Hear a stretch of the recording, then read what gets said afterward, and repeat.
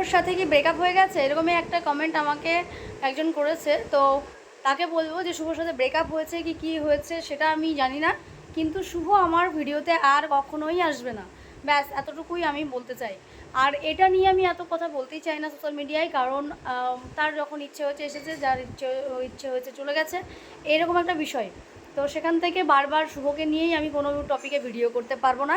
আর আমাকে কেউ এই কমেন্টটা করবে না যে শুভ কেন আসছে না, কি বৃত্তান্ত, মনে হয় ব্রেকআপ হয়ে গেল।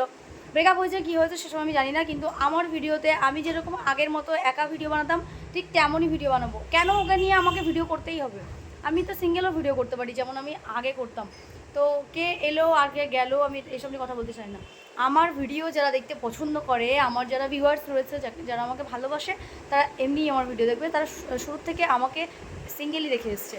তাই ওরা মানে শুভ এলেও কিছু হবে না, না এলেও কিছু হবে না। তো সেক্ষেত্রে আমি একাই ভিডিও করবো, যেরকমটা আগে করতাম।